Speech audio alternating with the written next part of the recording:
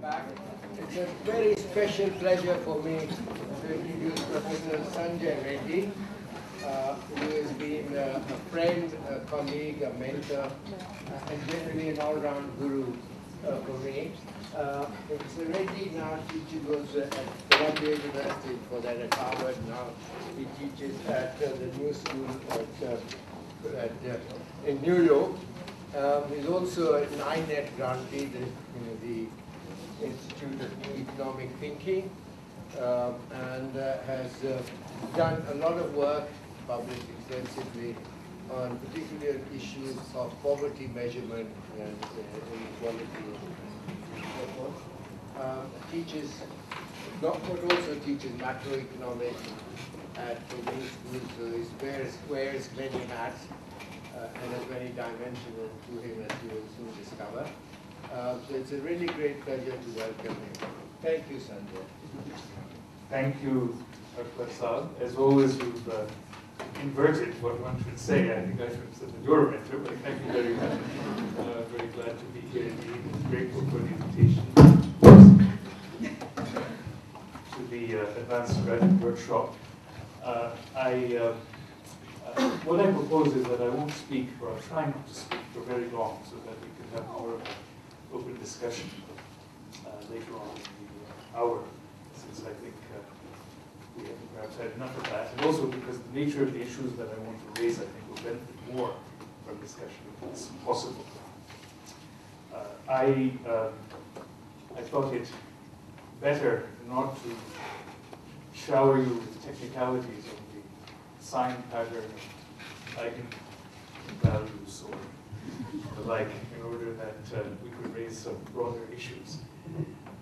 The theme that I want to talk about in a very informal way, and I should admit I'm really thinking about it, trying to think about it in a more systematic way myself, not quite for the first time, but at a fairly early stage, is that of the relationship between technocracy, democracy, and development. And I introduced these three themes together. Actually, I should say technocracy, democracy, and development economics, which is specifically my subject today. I introduced these three themes together because I think that if we want to understand the situation of the discipline of economics, generally, and development economics in particular, if we want to understand, to use a word I used yesterday in introducing myself, the predicament of economics, and development economics, we have to situate it in a broader social and political context in which these other key words will necessarily enter. So I hope to say a little bit about why I think that that's the case, and I hope that will, excuse me, I still have a little bit of a cough from a couple of weeks ago. I hope that will provide enough of a basis for us to have an interesting discussion. Well, let me first start with a rather banal observation, which is that we live in a democratic age in the sense that the idea of democracy has universal currency. Even those who we think of as being deeply anti-democratic, more often than not, invoke democracy by way of justification for their anti-democratic actions. And one can think of any number of 20th or 21st century examples. Including Pakistan. On more than one occasion, to see that this is the case.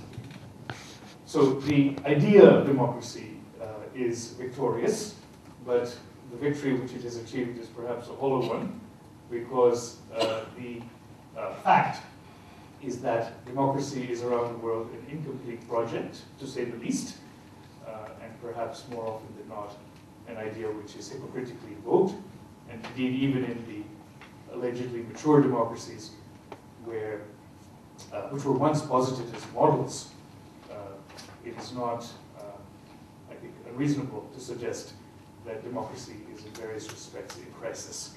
I think one doesn't have to look too far beneath the surface in the United States, with the current political discussion in the United States, for example, or in Europe, to see that in different ways democratic institutions are perceived as broken, as not able to deliver solutions to some of the most pressing problems which are at hand, and also to effectively channel the grievances and concerns and aspirations of people in a way that enables them to be viewed as successes.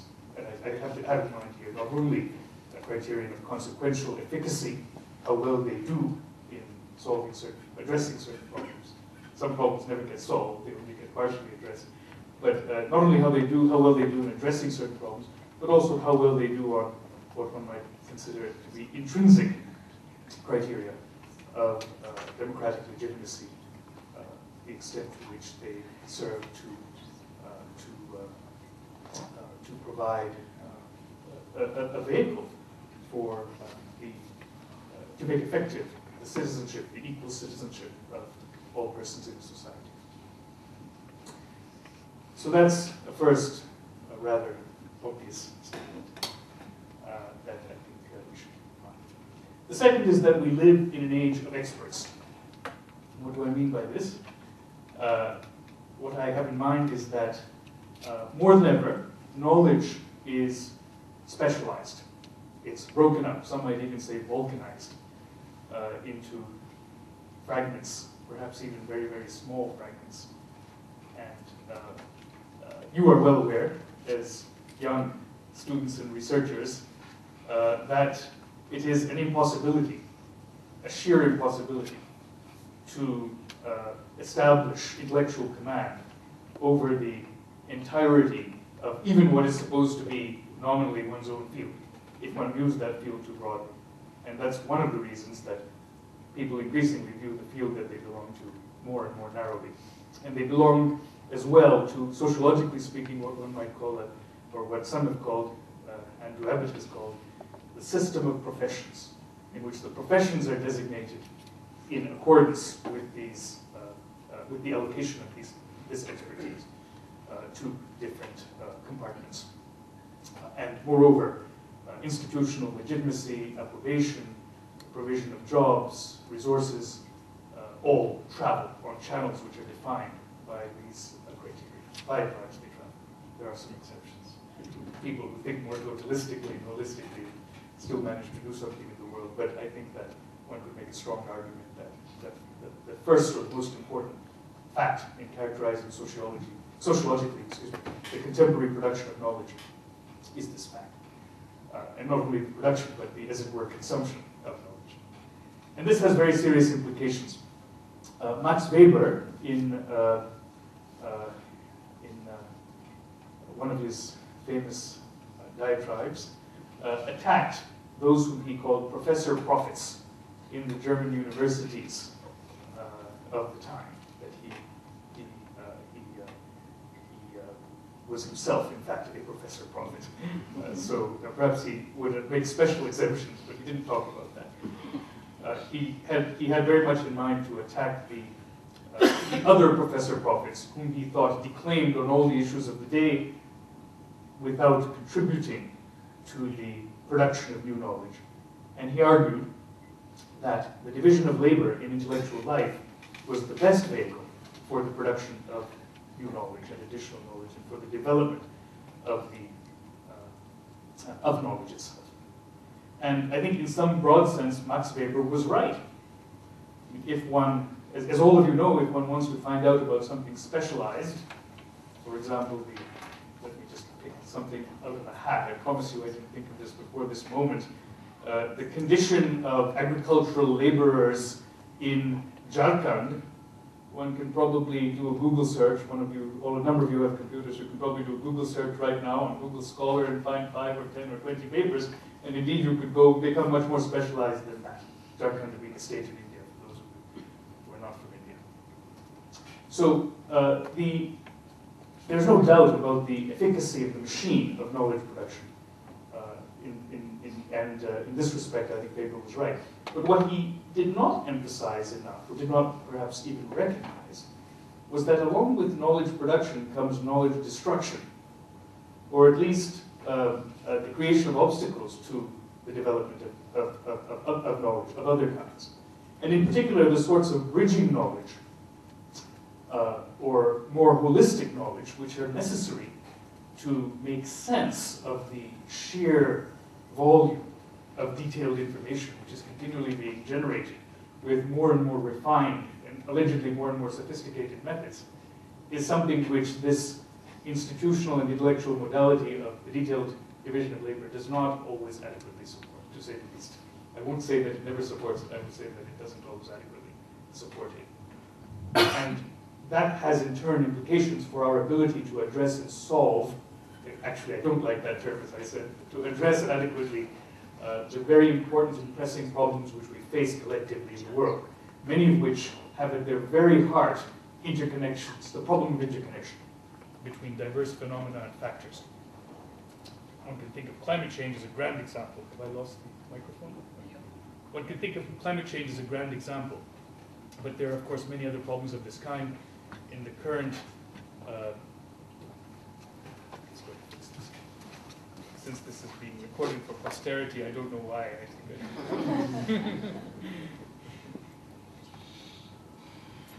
Thank you. In the current American Academy, for example, the phrase "wicked problems" has entered the lexicon, which refers to these sorts of problems, which are very, very complex because of the interconnections which are essential to face if they're going to be adequately addressed. Adam Smith, sorry to go into these historical excursions, but please indulge me. I find it at least entertaining. Adam Smith, at least, unlike Max Weber, did recognize this. And he's understood, of course, often as being well, if not the first person, certainly he was not the first, but a very important instance, being a person who understood the importance of the division of labor in economic life in particular.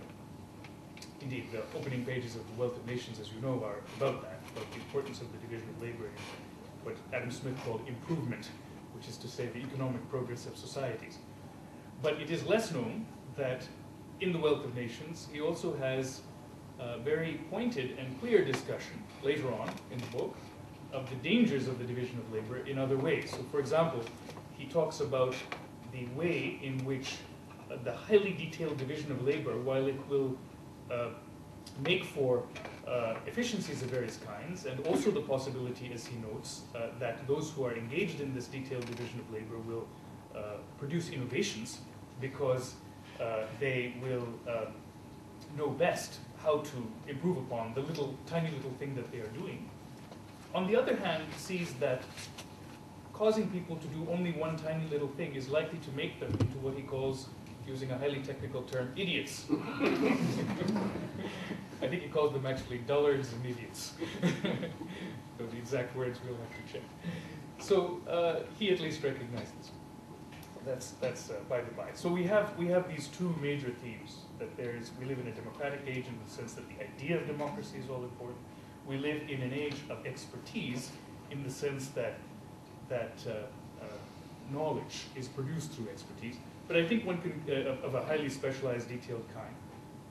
But I think one can go and must go beyond that in understanding what is the role of expertise in contemporary societies.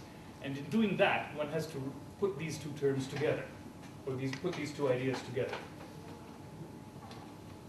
One can argue, I think, that precisely because of the deficiencies of contemporary democracies and non-democracies in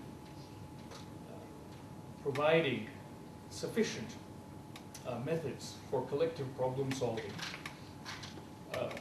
which are sufficiently effective as well as present in diverse contexts.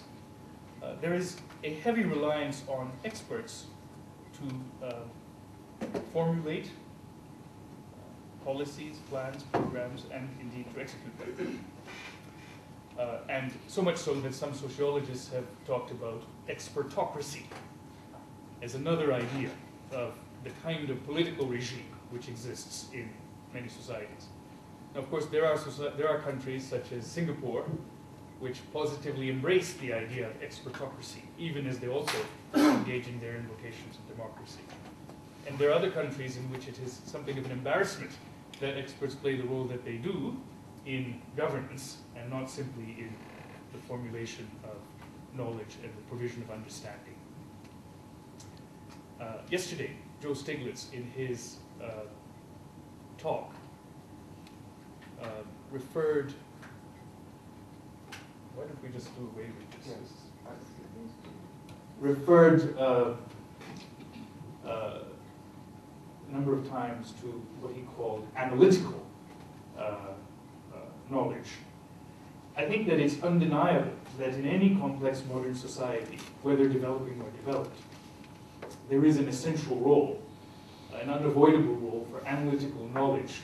I will even use a term which is rather an abuse of the English language, knowledges or forms of knowledge of different kinds. Whether it has to do with managing the traffic on the streets or the monetary policy of the central bank, it is inconceivable that we could manage without expert knowledge, analytical knowledge of some kind. And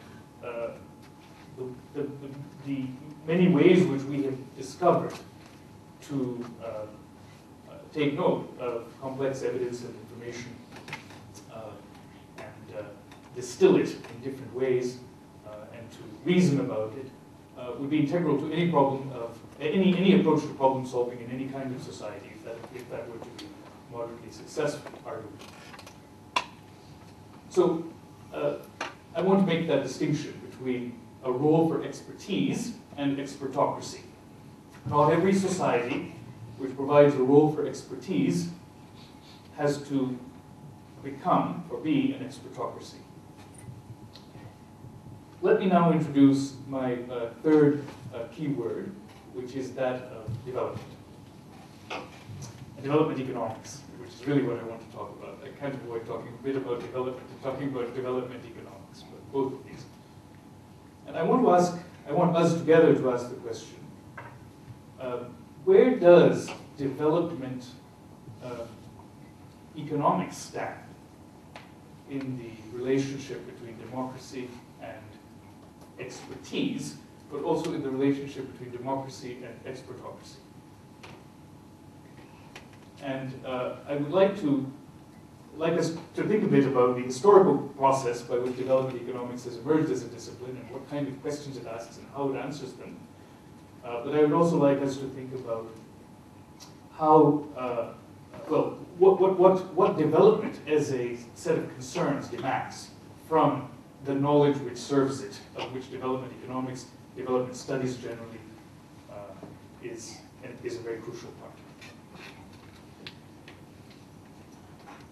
I would like to submit to you that if we try to understand the history of development economics, development discourse even, then what we will find is that by and large, development discourse and development economics discourse in particular has been closely tied not only to expertise but to expertocracy. And that many of the critiques of development economics which have emerged, both from within the discipline and from without, have in one way or another, sometimes more explicitly, sometimes more obliquely, pointed to this fact. Now, how salient or important it is for our determination of whether development economics is a success or a failure, and what development economics ought to be, is a question which I, for the most part, will leave open here for us to discuss. But I would like to make this proposal that development economics has had a close relationship. Certainly, it is a form of expertise, but it's also very often had a close relationship to a kind of expertocracy. And that's not in itself to condemn it necessarily.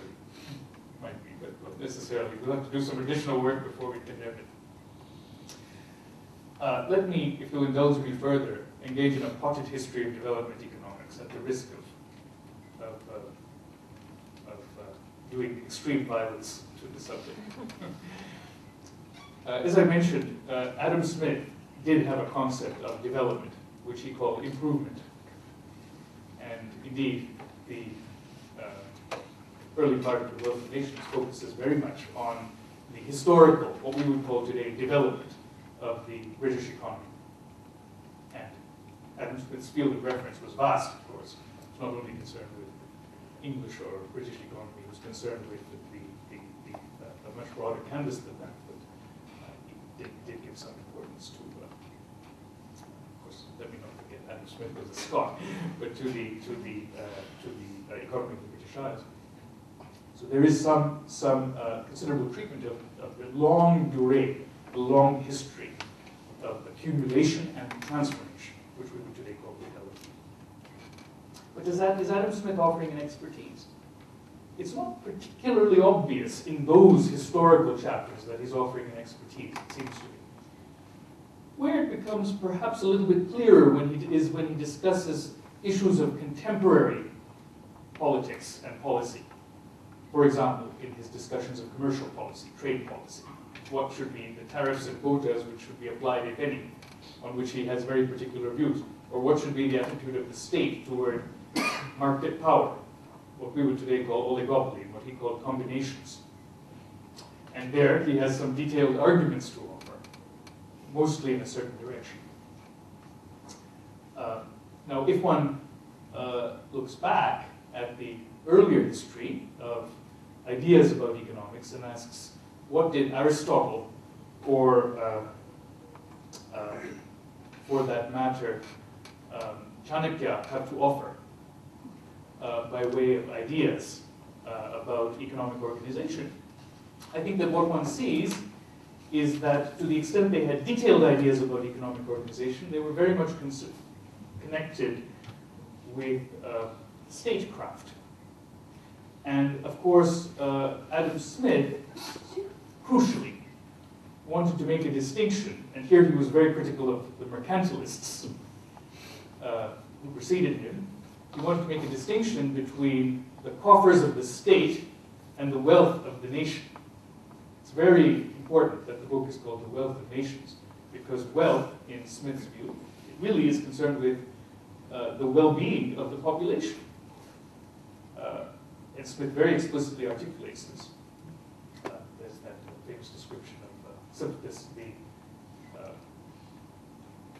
necessity, convenience, roughly the necessities and conveniences of the people. I'm missing a term there. Necessities and conveniences of the people. So the idea that improvement should be judged according to the test of whether or not it contributes to the necessities and conveniences of the people, and not simply according to whether or not it contributes to the accumulation of specie in the coffers of the state, was very crucial for Adam Smith.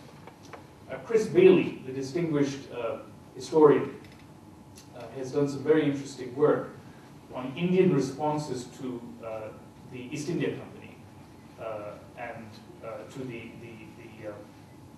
economic and political role of the East India Company, which displaced that of Indian potentates in the first part of the 19th century in the Gangetic Plains. And one of the things that he argues is that and this can be found in various texts which are written in courtly languages of the time, in Persian and in Sanskrit, by ordinary people who are petitioning the East India Company, as well as clerks, munsibs, and so on, that the East India Company was perceived as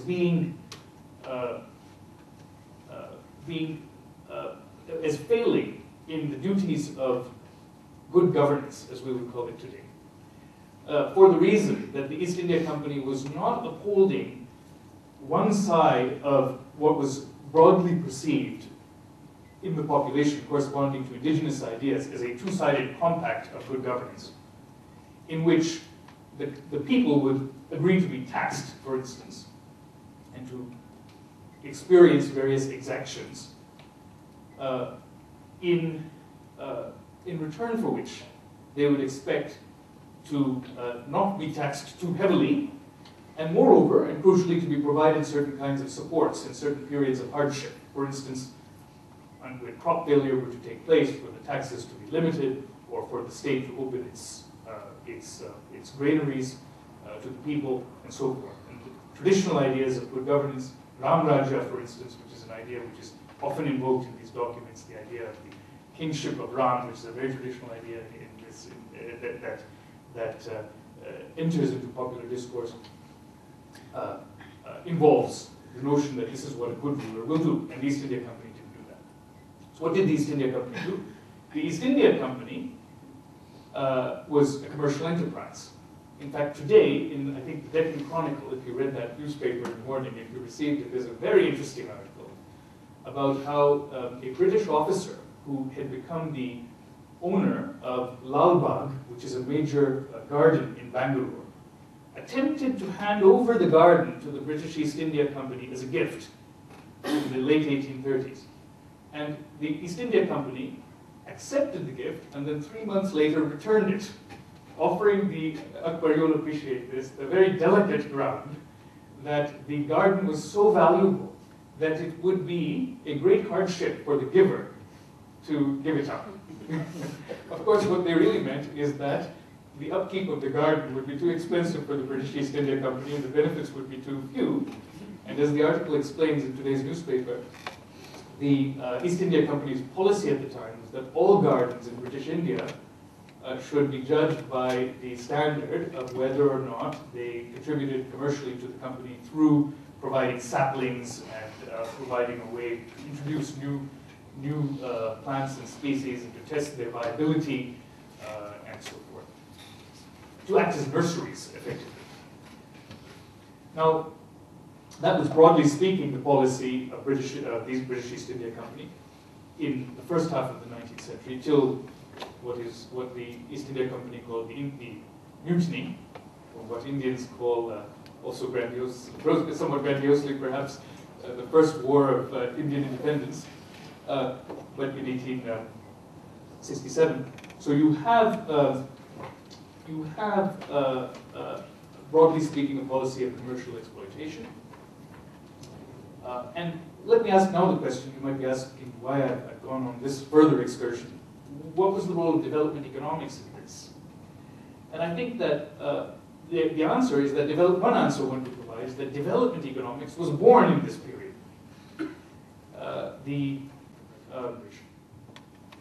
I think it's not entirely wrong to think about this as development economics, even though the objective was generation of revenue for the East India Company, for which land revenue was very important.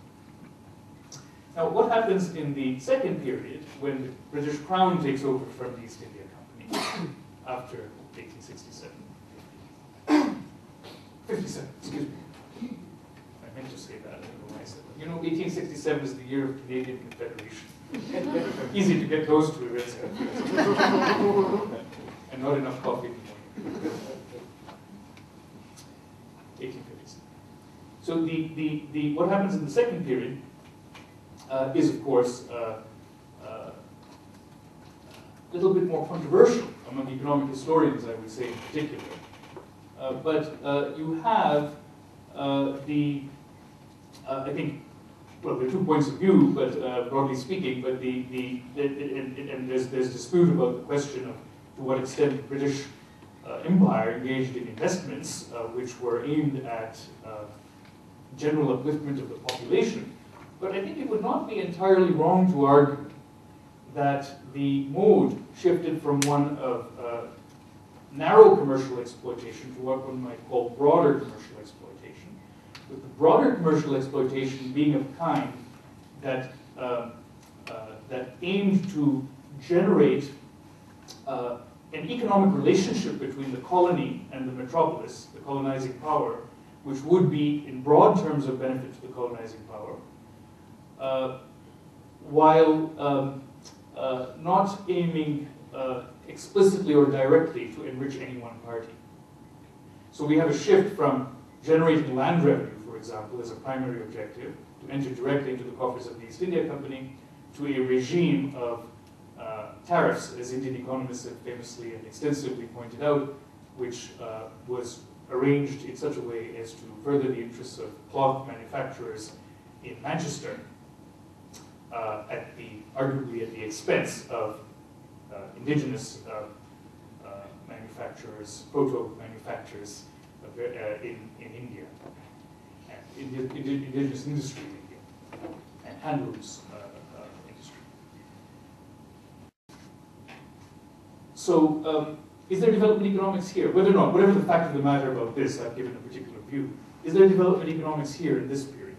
Well, I think, again, there are considerable debates in the Court of Directors, I think that's what it's called, isn't it? A Court of Directors of the British East India Company, excuse me, not the British East India Company, of the, well, the Court of Directors of the British East India Company. What was the thing that John Stuart Mill, not James Mill, John Stuart Mill sat on? In any case, there was a succeeding body to the Court of Directors, and also which Henry Maine, I think Henry Maine was actually the chair of this body. In any case, the India office, which eventually took over the governorship of India, was very much concerned with economic questions. A large part of their concern was about minimizing the expenditure of the British state. But much of the discourse, to be fair, is about what will aid the improvement of India. In the background, arguably, I think it's not hard to argue, are considerations of how Britain can benefit from this. But the formal discourse is very much about what will aid the improvement of India. Sorry, if I may. Which was the British Prime Minister? I think Lord Palmerston. She must be very judiciously. Wonderful. That does have a requirement, let me put it this way, a requirement of economic knowledge to deal with this situation. That one cannot engage anymore in the extraction of resources in as explicit a way as one has done before, because the people will rebel. They've shown themselves able to do that. And moreover, this is an economy and society which is getting to be more complex. Nevertheless, there's arguably an economic benefit to be gained. It's not just a yoke upon Britain, but there's a benefit to be gained from this relationship. And of course, there's a complex discursive interaction between a benevolent discourse of serving the people of India, uplifting them, enabling them to reach a point where they can be capable of self-governance, which was a crucial idea for the British utilitarians and British imperialism generally, that Indians and other colonized people were not yet capable of self-governance, but they would be one day, and Britain's role as a trustee was to enable that to happen. But of course, the hidden transcript there is also that Britain will benefit, and it's sometimes explicitly, for instance, in the famous or infamous home charges, which India paid Britain, which were very substantial, in fact, and in the later period really were crucial for Britain's maintenance of a positive balance of payments, because India was a net exporter and Britain was not at a much later stage.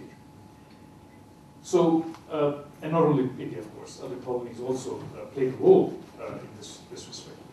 So I would argue once again, I'm sorry for going on too long about this, that there's a kind of development economics which emerges here. And there are people who've written about this. Eric Stokes, famously in his book on the British utilitarians in India, talks about some of the economic debates about how best to govern a colony in this period.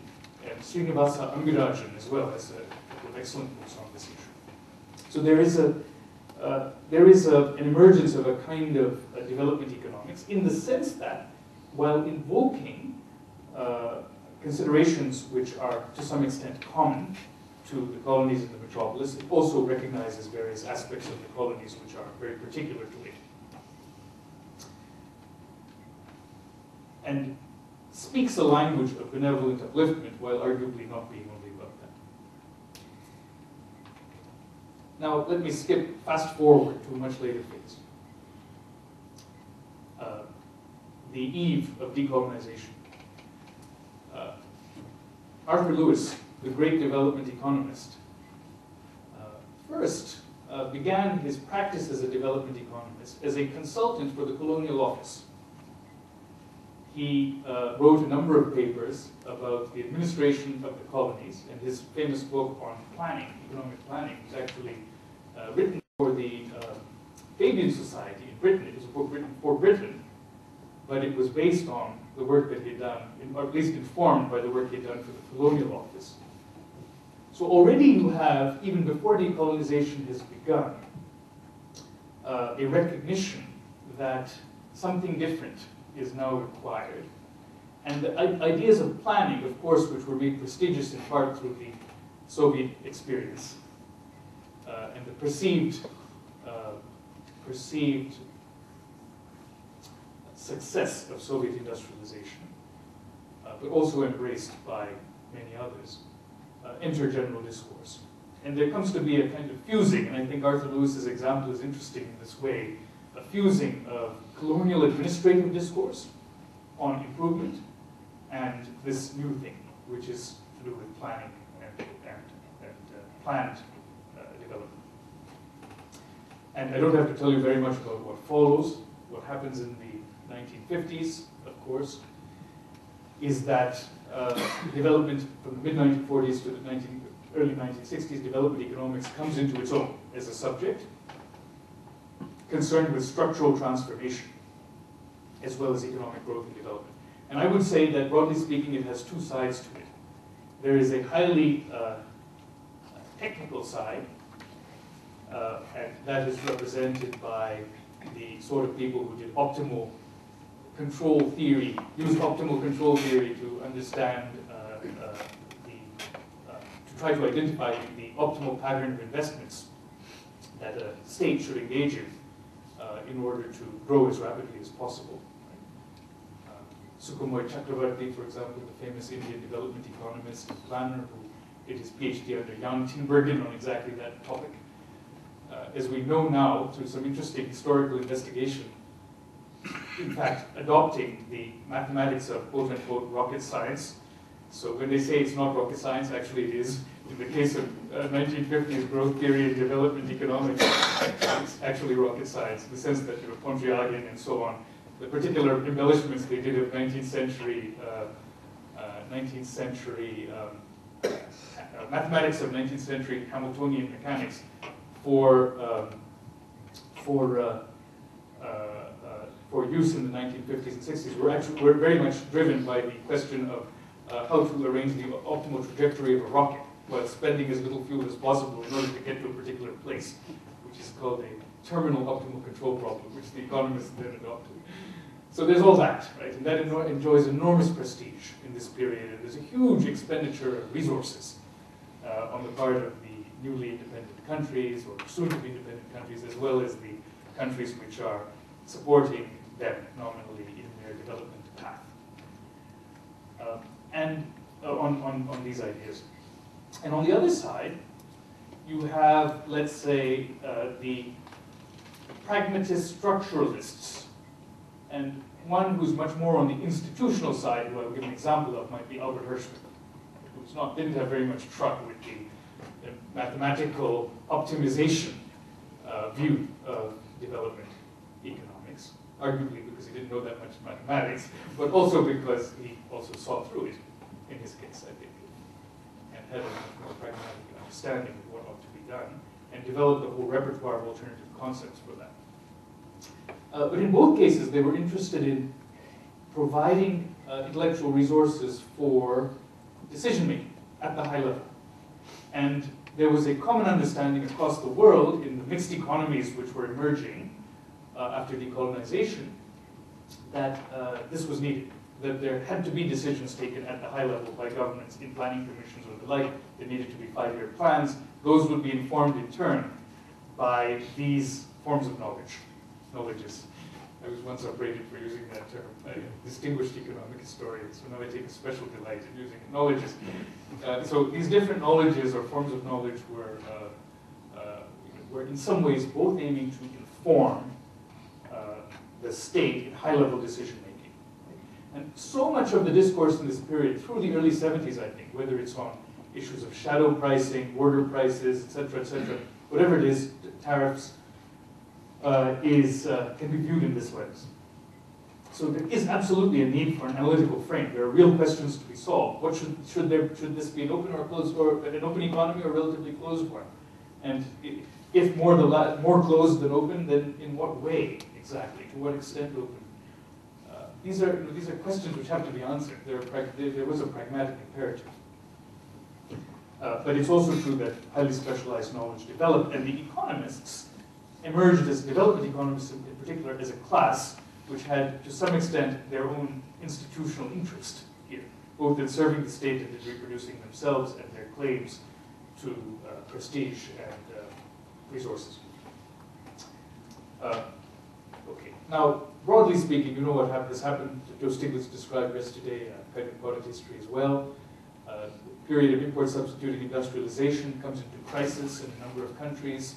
The mixed economy model loses its prestige. The development economics of both these kinds, which I described, that had emerged, become suspect as perhaps not having delivered the goods.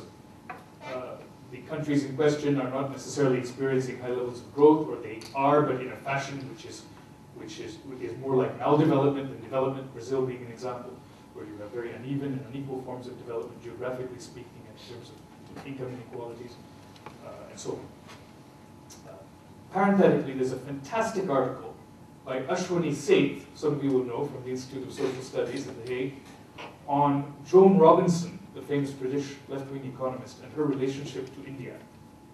It's well known that Joan Robinson, which is very pertinent to these themes, it's well known that Joan Robinson was a great appreciator of China, Maoist China.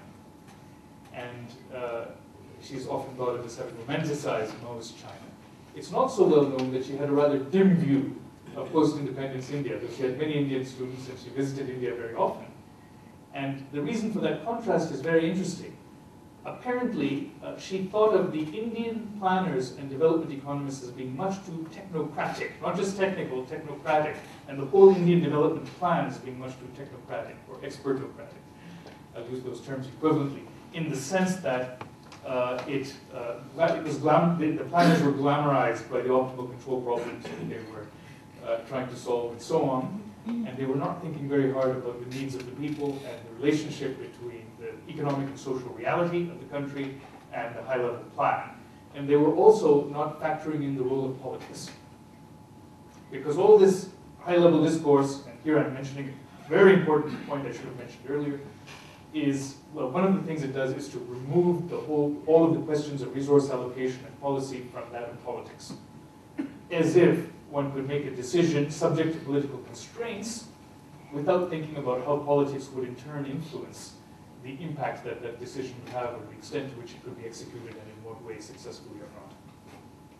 And Robinson felt that decisions taken in abstraction from politics would necessarily unravel. There would be a return of the repressed, so to speak, that politics would overwhelm the economics. So it was absolutely essential to have an element of political economy, not just an element, to have political economy at the center from the beginning and how one thought about the economic process. So I recommend that article too. We can arrange to send it around to you. Okay, so what happens next? Structural adjustment. Again, discussed briefly yesterday. A different kind of expertocratic rule, a different kind of expertise. Now, and there, of course, this is to simplify a little bit. One can go on and on about this. The IMF, as you know, began its life in the post-war period as an institution which was concerned with, primarily with short-term goals and balance of payment stabilization. And its workhorse model, Jacques Pollock's flow of funds model, was really what can one say, a rather pragmatic, rough and ready accounting framework for analyzing such problems, balance of payments crises and responses to them. And so it was quite a sea change for the IMF to eventually embrace structural adjustment policies, which aimed at a more comprehensive economic reorientation of the country in a direction which was market-oriented, but more oriented toward a particular understanding of the market and the entrenchment of private property in a particular way in conjunction with the World Bank. How does that happen? Well, Akbar Saab was there Akbarnawan was there in the World Bank and IMF in the 1970s, so he can tell us more about it. You have a specialized cadre of economists, which enters mostly trained in 3 or 4 universities, who represent the different intellectual currents in those universities, but increasingly have a strong neoclassical, but also, one might say nowadays, neoliberal orientation. And people like I.M.D. Little, the well-known Oxford development economist, sent many of his students to the bank, who represented that point of view. So you have the entry of a certain kind of common sense of neoclassicism, having to do with equating margins and eliminating deadweight losses and the like, which enters. And increasingly, the problems of countries get viewed through this lens, the solution gets viewed through this lens. Washington Consensus is the final fruit of that perspective, but it's brewing in the ranks of the experts for 10 to 15 years, minimum, if not longer, within these key institutions. What's the next phase? What happens after the Washington Consensus? Without going into the trials and tribulations of the Washington Consensus too much, and one can have a separate discourse about that, the ways in which the Washington Consensus itself came to grief and then was revised. It had subsequent generations, first, second, third generation reforms, as they're sometimes called, emerging as fixes for the earlier ideas which didn't quite work. Well, what happens next? What happens, in other words, what has happened to development economics to generate our era, the era in which we live? What is development economics today? What is its relationship to expertise and expertocracy? What kind of expertise is it, and what is its relationship to what extent is it an expertocracy? Well, I think this is a very complex question. To some degree, I think we are living in the midst of what one might call, to borrow a term from other social sciences and the humanities from an earlier period, a collapse of grand narratives. So we no longer find the Washington Consensus to be very convincing, many of us. The idea that there is a single other way is not convincing. And so you have people like Danny Roderick, for instance, arguing essentially that countries should engage in local problem solving. They should find out what are the constraints which they face, the particular bottlenecks or obstacles, and they should relax the constraints which are most pressing. They despair of the idea of having any global theory, not only a theory applicable to all countries, but a theory which even a single country can envision effectively. Beyond its immediate problem-solving demands, and so they emphasize instead immediate problem-solving. Is this such a bad idea? Maybe not. All the successful developing countries have done that, one could argue, in some sense.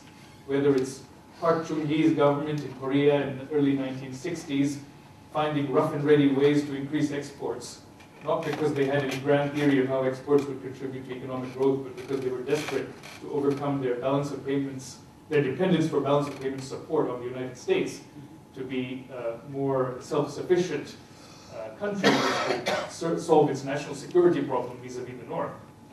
Of course, there were army officers in charge, so it's not surprising they saw it in that way. Whether it's that case or whether it's the case of China in the 1980s and onwards, arguably pursuing a path which is very much involves rough and ready problem solving. Trying a grand experiment, such as allowing the farmers to keep the vegetables, extra vegetables, beyond a certain point which they grew on their plots and sell them on the market, and then engaging in a kind of tâtonnement, responding to excesses in different ways and proceeding in a certain direction of liberalization ultimately. Or whether it's contemporary Brazil with its particular macroeconomic history and current social development imperatives. So you have a lot of little innovations which are emerging, and not so little innovations, but no grand theory. So that's one way one might think about or characterize the current situation. And there is a role for experts, but it's not clear that that role anymore is in any sense vanguardist. What is the contribution of Danny Roderick to this form of knowledge? Well, he's providing an ex post explanation of what it is. Is Danny Roderick telling us what to do? Well, no, he certainly has a kind of process chart or methodology which he lays out as to how countries might think about their problems. But did Park Chung-hee use such a chart? Or does the contemporary Chinese leadership use such a chart? They may, as it were, speak prose without knowing it. Right? Use the famous statement of Molière, Monsieur Jourdain spoke prose his whole life without knowing it.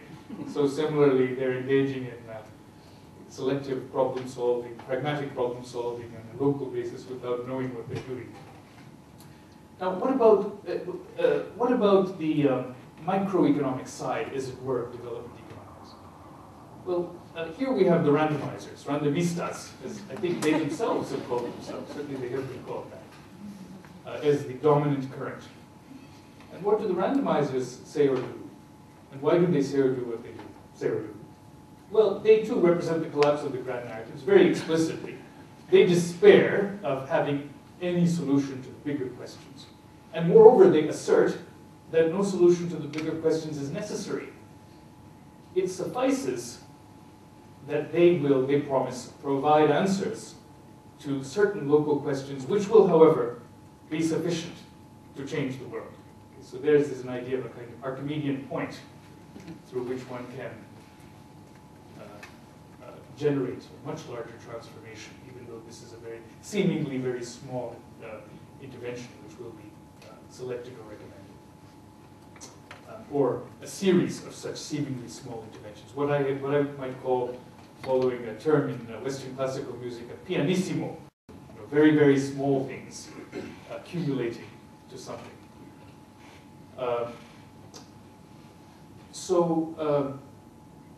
So they too represent the collapse of the grand narratives. And perhaps they, more clearly than the macroeconomists who respond to the apparent loss of prestige of the Washington Consensus, because of course not all macroeconomists do. Many macroeconomists still embrace the Washington Consensus or some version of it, and I'm not talking about them because we just view them as troglodytes, cave dwellers who lived before them. But the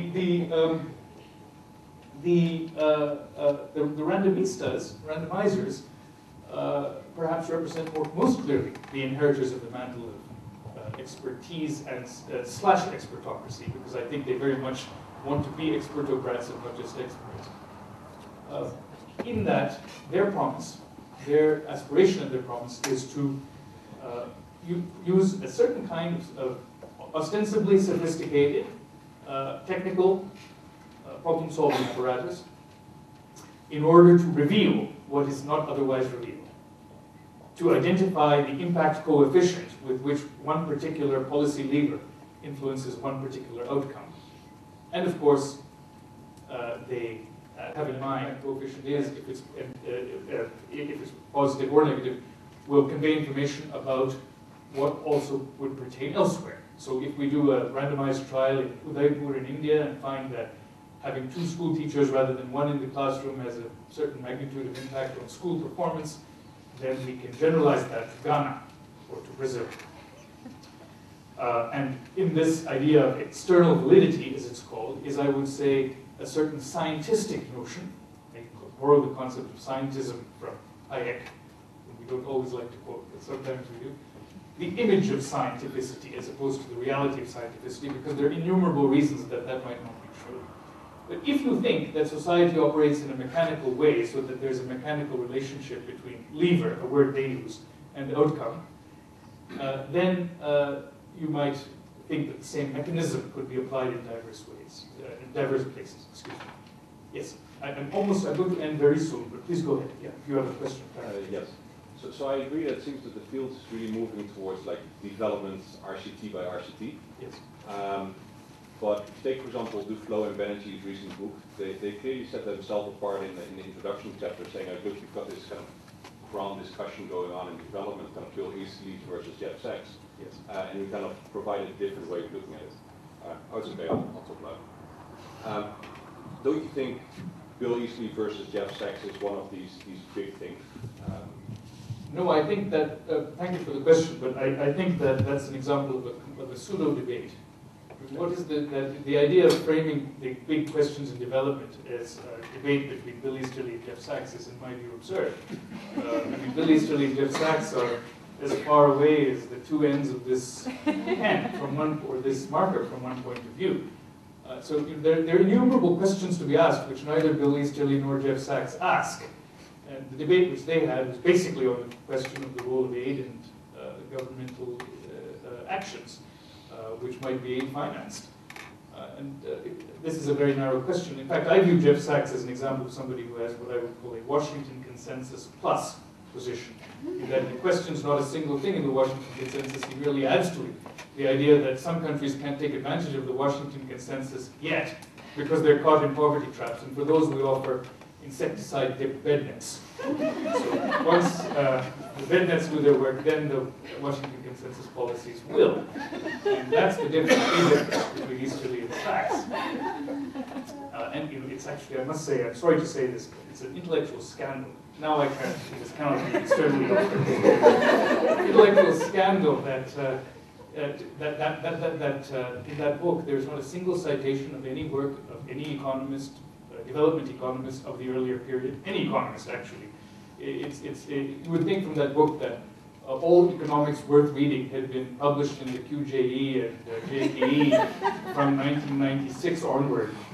And you would also think that, well, you would, let alone, let us say, anything from any other discipline of any interest. So that's their field of vision. I'm not surprised that they think that the debate is between Easterly and Sachs, but I'm dismayed that they think so. So, where was I? I think I just wanted to say a bit more about, where was I? Just stopped at that point about external relevancy. Yes, and scientism. So indeed, so there is a notion that the experts have something to provide and something essential, and that once this essential thing is provided, then one can go to scale, transfer across context, and multiply in any one place the successful intervention. This, in my view, is based on a scientific and falsely mechanical understanding of social relations, and because of lack of time, I won't go into my detailed views on that. We can always discuss them, and I'm sure you have your views. But the point really that I want to make here is that the aspiration of the randomizers is to be servants of an expertocracy, maybe masters too, but to provide something essential for policy making and decision making. And if they were to be successful in that, and to some extent they are, I think it would not be wrong to describe what emerges as a kind of expertocracy. Now, what are the dangers of an expertocracy? How much time do I have left? I don't want to go on because I know I've gone on. No, So the session goes on to 12:30, so another 5 minutes. we started a little late, so we have an I intended to talk more about this last point, but I won't because of, I'd rather have this discussion. But let me just say that in addition to the problems of the false scientific image of society as a mechanistic object, which will come to grief, in my view, for a variety of reasons, the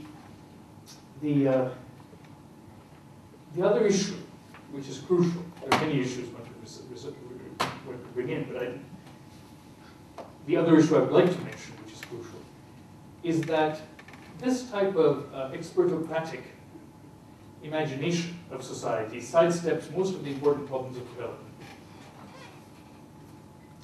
For a very long time, development economists have, in one way or another, tried to slough off responsibility for difficult questions.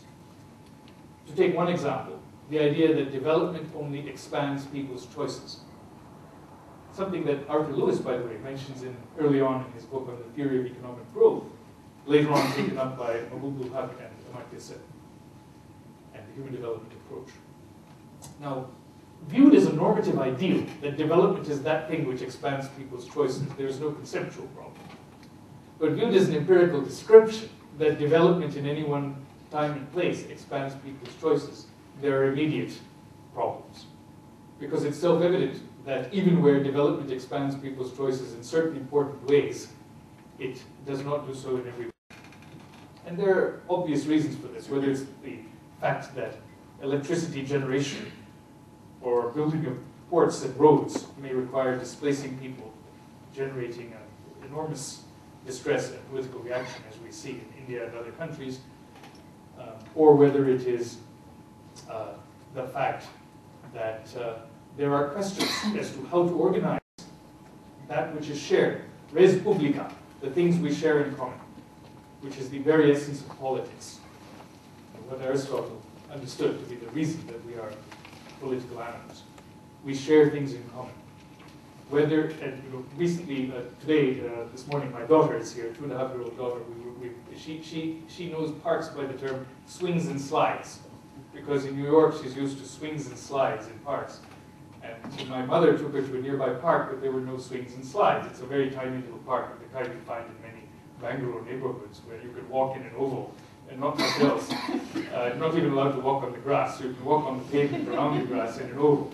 No swings and slides. So there are, the question of what we share in common, how we can use it or not use it, in what way it will be organized, is integral to every process of economic development and social and political development. In fact, this is a reason that the economic cannot be separated from the social and the political. The idea that there's a thing called the economy for which a special expertise applies called economics is a mirage. The notion that there's a distillate called the economy. There is no such thing as the economy. There's only the economic aspect of human life, of which there are other sides. And because of that, these problems are unavoidable. And you can find it in every account of the economy if you do a sufficiently deep excavation that at some point this issue has to be faced. Even in general equilibrium theory, the high theory of mainstream economics, you find that there are public goods everywhere. Why are prices known and shared in common?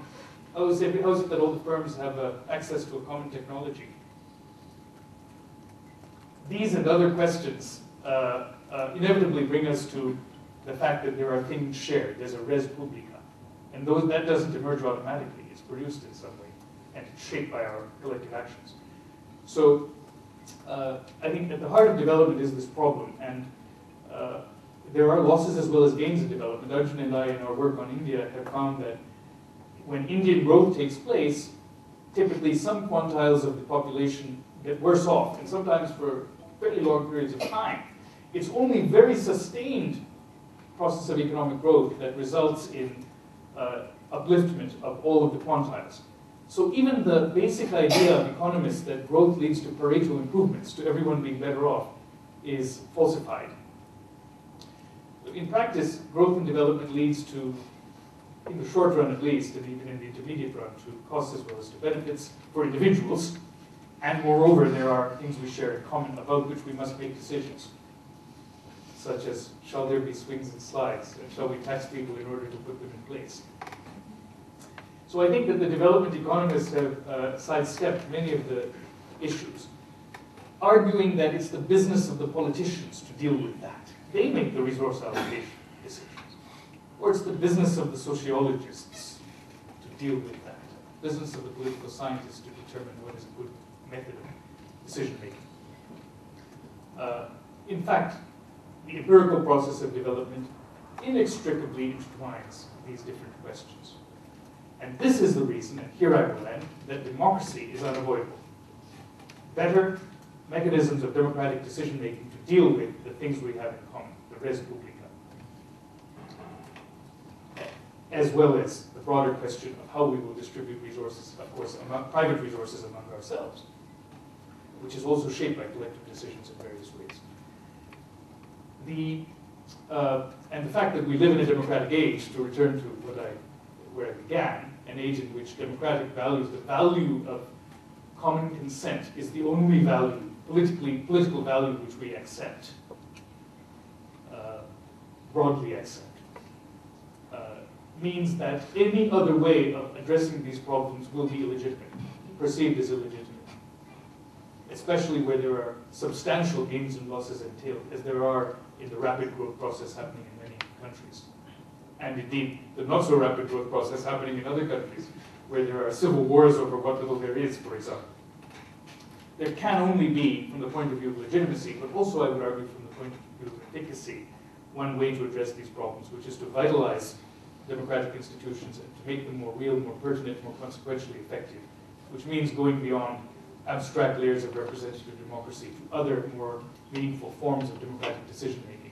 And to give one example, participatory budgeting, much as it's hackneyed, is an example of an innovation in democracy, which came from a developing country, which can help in addressing such questions. And there are many, many more. Because democracy is an incomplete project, and it's our responsibility to complete it. Let me end there.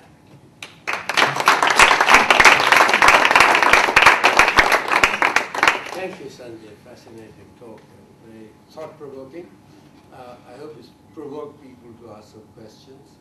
Go ahead. Yes. Okay. This is a really thought-provoking discussion, and I actually have more questions than the time allows. But I'll ask my most urgent question. Many development economists will argue the opposite with you by saying that examples of the Southeast Asian development, for example, proves that a little bit too much democracy will get in the way of development. Look at the South Korean state, for example, the military government then pretty much took over control of the economy without consensus of the people's wills, and they actually implement many of the policies that was not for the benefit of the South Korean at the time. South China, for example, was also another case. One-party system, no such thing as democracy. And yet the amazing growth rate of China, Southeast Asia, proven that in a way, at some level of development, and this I think North discussed extensively in his work, that at certain development level, democracy may or may not be a vital element.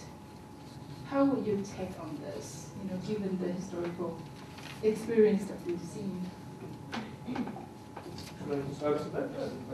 I think it's a fantastic question.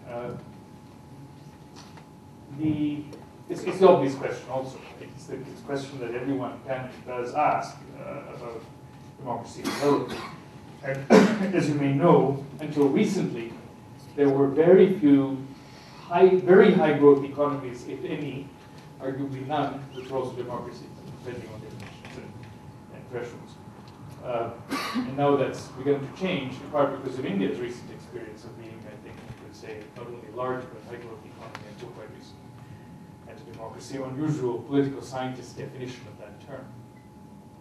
But I should underline that I'm adopting the perspective that economic growth does not suffice for development.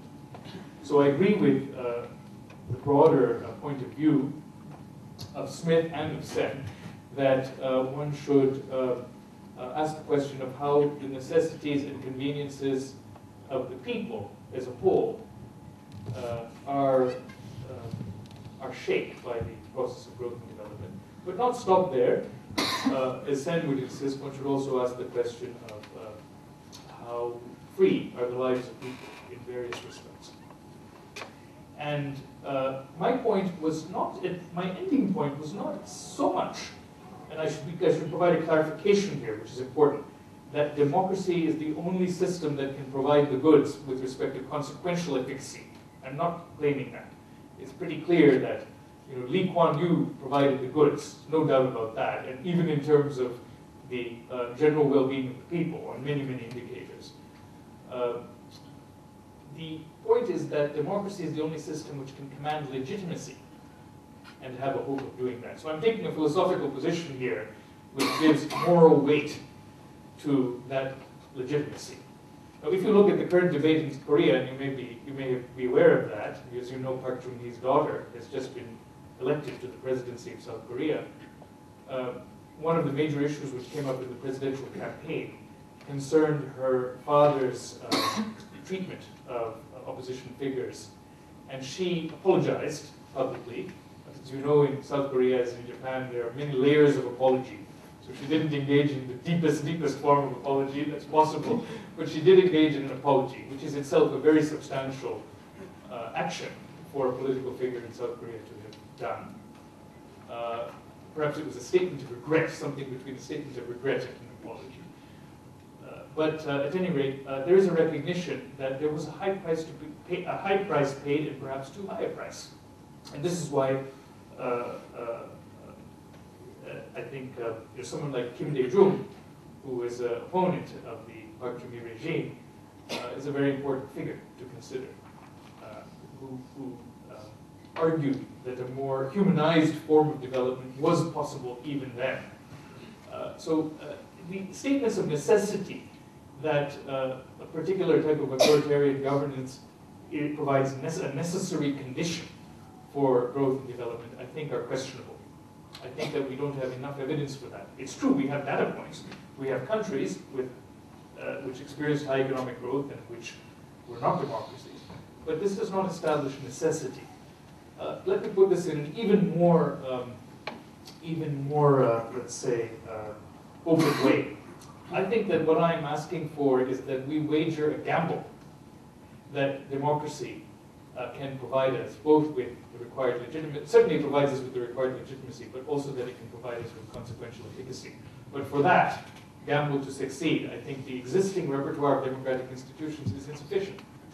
You know, Indian democracy is not a success, and it's not a success because of the failings of representative democracy in such when it operates in a country of such a scale, among other things. So there is a need to make more vital, practical decision making. If you look at how Indian public schools, government schools are run, I know this is a concern of Azim Premji University, they're run by diktat from above in various ways. And what do the randomizers hope to do? More of the same. Just to change the menu a little bit about what exactly is done. Change the incentive scheme for teachers, or have two rather than one, or change the textbooks, price at which textbooks are given, or change the textbooks maybe. These are all different versions of a kind of top-down lever pulling. Right? The question of how you could make more real the relationship between schools and society, taking them out of the technocratic governance mode, is one which has received much less attention. And I'll tell you one reason right away why the randomistas can never answer the question of how to do that. It's very simple.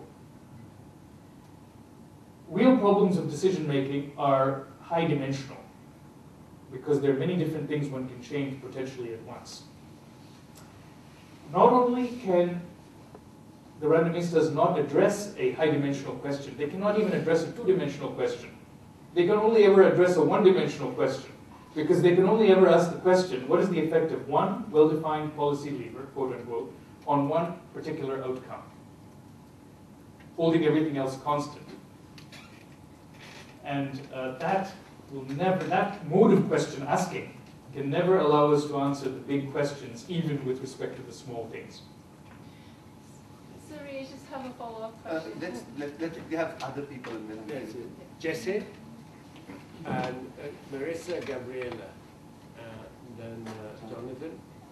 So I was kind of wondering what you meant earlier about how the randomistas can't contribute things, and I was thinking, do you mean in essence that the problems are too high dimension? And so, I mean, so obviously you can get a lot of traction. You can do a bunch of different randomizations with even a single intervention, X, Y, and Z. I come from the sciences originally, and the real sciences. The real sciences, originally physics, right? And it's, when we think about how knowledge has been defined in something like physics, you can think about like how we think about thermal conductivity of copper or something like that. Right, you look at a chart for the graph, it gives you thermal conductivity of copper. Yes. You know, it's like 1,000 studies have been done on this. And this is something where you can't even get agent response, right? And to a certain extent, I think it's, you know, the randomistas have plenty of problems in terms of how they think about how they'll integrate into the larger power structure, but I think what they do in terms of graphing out things is not, so there is mechanism in society to a certain extent, right? It becomes very, you know, it becomes very difficult to generalize X, Y, and Z, but to a certain extent, I think you can start to say, yeah, you know, at the beginning of things, when we first start to measure the small interventions, we can only do one study in Kerala and one study in Ghana, and maybe they both point the same direction, the coefficients are similar looking. But I feel like sort of the direction in which it's going, I have a lot of difficulty to believe that if you start to say, oh no, like we can actually come up with best practices for, you know, pre-K educational outcomes or something like that. I think that is extraordinary value. And I think that to sort of act like you can't get to a sort of more, ultimately mechanistic scientific sort of point of view, to a certain extent takes humans and makes us like some kind of extraordinary mythical creatures which are far too complex for us to ever actually understand. And I mean, it's, yes, in a large sense, we have a lot of complexity and will, in a lot of ways, continually move forward. So there's a moving target, if you will, right? We may figure out how to deal with a certain set of issues, but only understand them ex post and not be able to see how the next set of issues will respond. But I think that will happen. But there are plenty of things that we care about that really are mechanistic. You know, the impact of, say, nutritional and cognitive outcomes, which is extraordinarily important for development. That's a biological and not a social question as such. No, there that's are true. But I mean, it's, but the extent to which, you know, that's something that's coming out of the randomly still literature. And that's considered by many people to still, you know, it's health economics, development economics. And it's, you know, and whether or not that ends up being purely biological as opposed to something else. And I'm kind of curious how you think about the... Yeah, absolutely. Look, I think that it's interesting you mentioned that example because it's like the guinea worm example, an example of something which is on the biological end. Those are the most successful randomized trials which are continually mentioned. As Joe was pointing out yesterday, if you take a case such as, what's the effect of extension of microcredit, for instance, that was the example he gave, so I'll use it. Lots of questions arise which make it easy to see immediately that problems of external validity will arise and very serious problems. So take, for instance, the recent crisis in microcredit, which has happened in Andhra Pradesh state, next to the state, not so recent now, 2 to 3 years old. One of the aspects of that crisis, which involved a number of for-profit microcredit companies, the first microcredit boom and bust, perhaps, in the world, Minskian boom and bust, one could argue, was that there were a number of for-profit microcredit firms chasing around the same borrowers and competing on the same terrain and not coordinating with each other to assess the creditworthiness of borrowers. So you have a case where, and this is just a trivial example, but you have a case where any effort to assess the efficacy of extending microcredit, sorry, they call it microfinance, don't they? They rebranded themselves many years ago. Microfinance to a household in such a setting depends crucially on who the other players are and what roles they're playing exactly. Not to mention on how they accommodate them in turn to the introduction of the trial, which may not be perceived as a trial, but may be perceived as a change of policy. So, excuse me, that would be one example of the profound context sensitivity of any kind of impact coefficient one could derive in such a case. And there are many, many more examples. Let me say very clearly, I part company with the school of thought, which holds that economics is en route to becoming more scientific, and one day it will be a full-fledged science. I've heard this endless times in during my PhD years for scientifically minded young economists, young whiz kids who were empowered, newly empowered by their ability to use use a little mathematics in relation to social problems. I consider this to be a false promise. And I think that there's a very basic reason for this, which is the fact of human agency, which is at the very heart of our humanity. Even if you're a determinist, in the philosophical sense of the term, you would, I think, have to acknowledge that indeed, and I don't think this is romantic, there is a certain complexity to human action, which makes it inconceivable that we could provide a mechanistic account of the relationship between inputs and outputs with respect to human beings in a reliable and ongoing and context-insensitive way. So, or context-invariant way, rather. So I think I would say that that's a difference that I would declare. would declare that. I don't think that the idea that we're becoming more and more scientific through a range of means, and one day we will have a full-fledged science, is correct. I think it's incorrect. Shall we go to Gabriela in your research? I'm thrilled to hear you say all of this and that it's been videotaped. So I agree with you that the RCTs very much privilege an idea of focusing on incentives as opposed to really looking at the idea of expectations. And they're kind of two sides of the same coin. And they're looking at the incentives in a way because it sort of speaks to your point about technocracy, or am I saying that right? In terms of policy needing to be very much hard data driven, which again chooses to ignore the fact that rationalization happens with any data, right? But I think that in a way that ignorance of that choice to rather not acknowledge the rationalization of any data still leaves us with the question of what is the role of experts. And I feel that very much as a professor of planning, because I'm basically turning out people who will be planners professionally as opposed to academics. And so I sort of feel myself shooting myself in the foot when I say to them, go ahead, study this field and go and become practitioners, but acknowledge the fact that the quote-unquote rule of experts is actually quite detrimental to the idea of development from that more comprehensive picture. And so I'm left with the question, and perhaps that you can help with, in terms of looking at, well, if we are better experts and we acknowledge that expectations are just as important as incentives, what scale is it that we should work at? And what scale is it that perhaps facilitates the kind of democratic process that would feed a more comprehensive development than what we've had in the past field of development economics or development studies? So at what scale is it that we can, the participatory budgeting is something I also work on, but again, that is a scale that's very local, so I'd like your comment on that. Thank you. Yeah, sure. Question at the time. I mean, this is somewhat related to this and what you were saying about where developmental economics is. I sort of came around to the realization, sort of in line with sort of what Broderick's thinking, that development needs to be happening at a very local level. Like how local that is or not is up for debate, but I found it so overwhelming and disheartening that I left the field for a while. Because it begs this question, what is the role for science and research if we're talking at such a local level? So I'd just be curious to hear, what do we do? And then I think Jonathan has asked this. I think I'll be fine. So coming from the perspective of a reformed, or at least partially reformed neoliberal, you're kind of dismissing the Washington Consensus and sort of these neoclassical perspective, whereas... Neoliberal, not neoclassical. Okay, neoliberal, yes.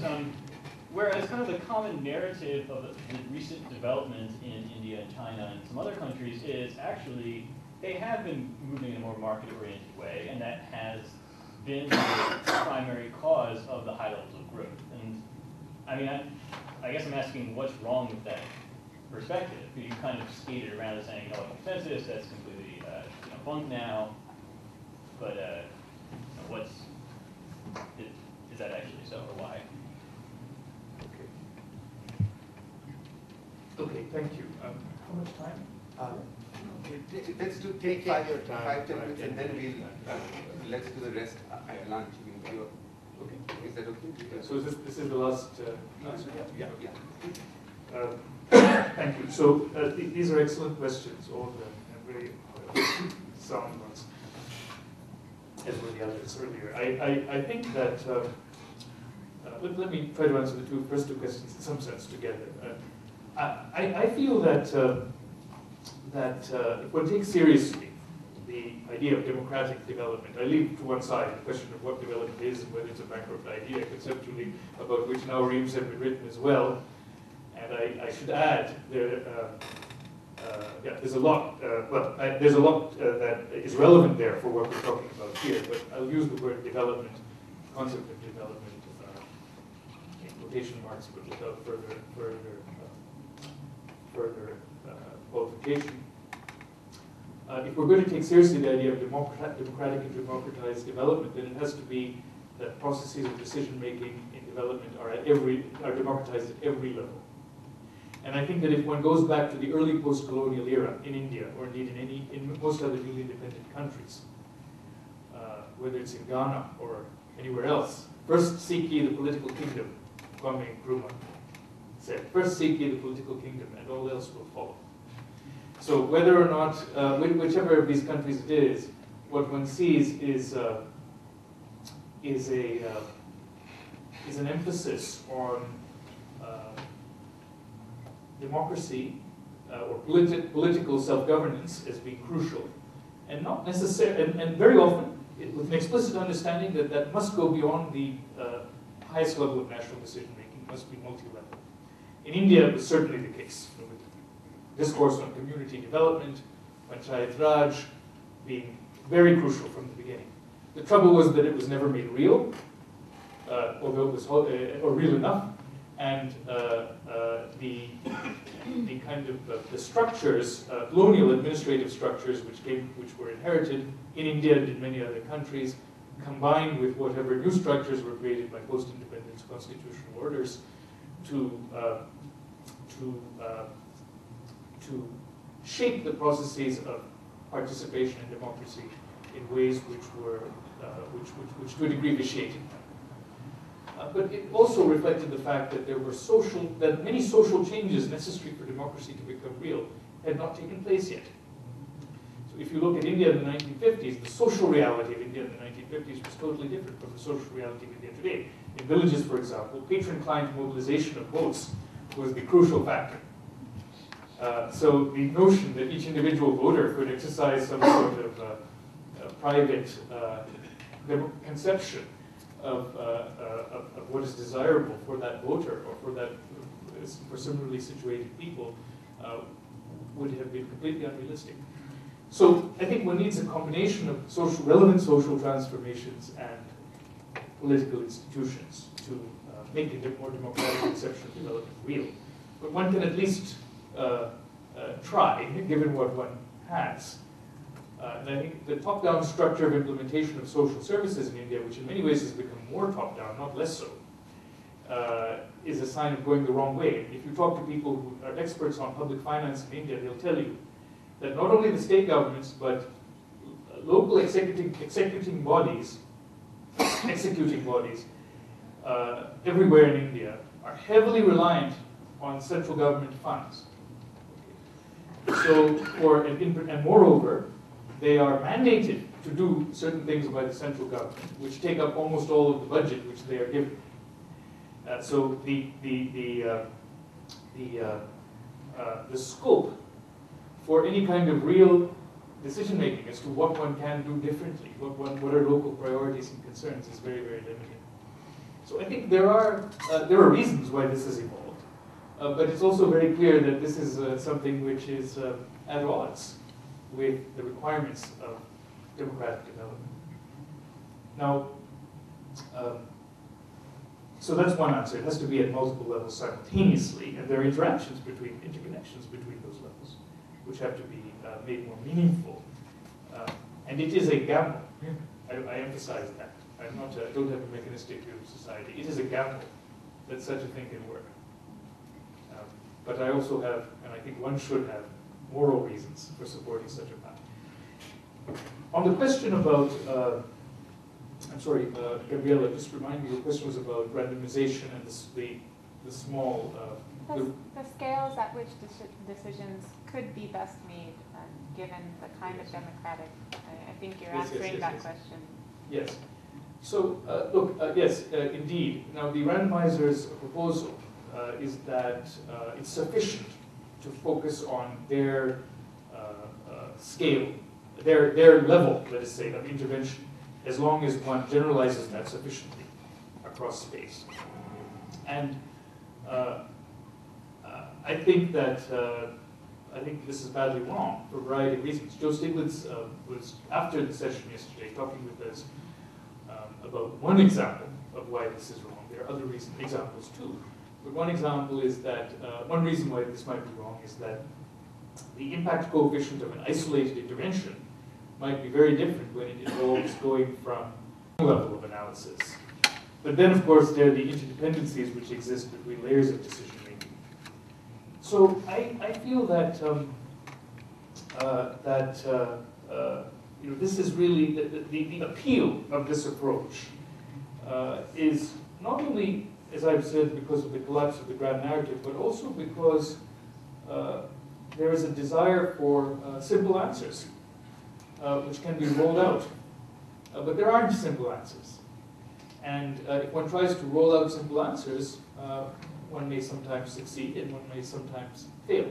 But what one is doing is to avoid exploring the space of institutional possibilities for all the other ways of doing things, which involve more complex permutations and combinations at the local level and also between levels, because there are interdependencies between levels.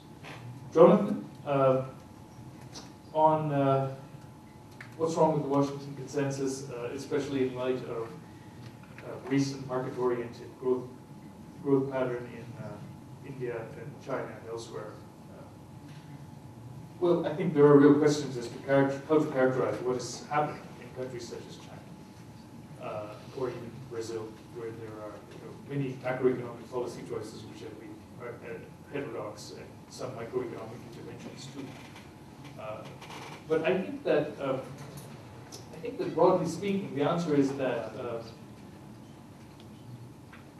even if one thinks that markets are desirable, and I do, even if one thinks that markets help to generate incentives and efficiencies of various kinds, and I do, unlike perhaps some of our other speakers who will speak later on this week, one may still ask the question, what kind of market economy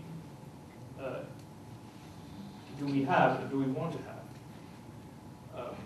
There is not only one kind of market economy. The legal scholars here will know that very well. There are many ways of organizing a market economy in terms of the nature of the market participants and the ways in which those market participants interact. And I think that this is an absolutely crucial point, because what the Washington Consensus has tried to do is to entrench one particular understanding of what a market economy is, which is why I called it private property entrenching. It involves a particular conception of private property and the desire to entrench and indeed to generalize that conception, along with the introduction of market disciplines of various kinds, internally and externally. And I think that one can think more broadly instead in terms of what one might call a democratized market economy. What is a democratized market economy? I borrowed this term from Roberto Mangabeira Unger, the Brazilian legal and social theorist. A democratized market economy is one which is organized in a fashion which introduces elements of democratic participation and governance into its entities and into its rules. And thereby, one can hope, also serves to distribute the benefits of a market economy more broadly. It's also supported in various ways by measures which aim to generate maximal inclusion, such as efforts to promote the ability of individual persons to participate in that market economy effectively by being, for instance, adequately nourished, healthy, educated, and so on. But that's quite insufficient for the broader vision. Some of you, all of the Indians here, will know about Amul, and more generally about dairy cooperatives in India. They provide a very interesting example, and I offer it only as an example because there are lots of other things, cases one could think of, and this is not a perfect example either. But dairy cooperatives in India have been very effective at empowering millions of farmers, probably on the order of 10 to 15 million, in certain regions of the country, by providing them with a higher value-added source of income through participation in a value chain, which involves keeping more of the value added close to them. And the cooperatives which are formed and in which they participate, to some extent, have had a top-down rollout, certainly on a national scale, but also to a considerable extent have involved a democratic aspect. Now, to some degree, they've been captured by certain locally more important farmers and so on, but there is a democratic aspect. So, and most importantly, they enable these farmers to go from being isolated to providing a product which is very remunerative for them to provide to a local, regional, and national market, taking advantage of the marketing resources, the technical resources in terms of cold storage and so on and so forth, which the cooperative system provides. Now, I don't think that cooperatives suffice, but cooperatives of this kind do provide an example of how one might think of innovations which are totally consistent with a market economy on the ordinary understanding of that term, in fact thrive in a market economy, but also empower people in ways which make the market economy more democratically inclusive, and do so precisely because they are products of conscious action and effort to do that. Thank you very much. I wanted to make just one last comment. India and China's question that gone through it. I mean, they're not, in my view, and this is something we can discuss at various points, examples of the Washington Consensus reform. In fact, many ways they violated the Washington Consensus, and a lot of people say that's what attributes the Indian-Chinese success to. As Joe Stiglitz talked about, he said getting the balance right between the market and the state, and the Washington Consensus did not do that. And various ways India and China did in their kind of various stages and phases. They said they're very slow human development outcomes in India. So thank you very much, Sanjay. Thank We will continue over lunch now. Meiner aber auch.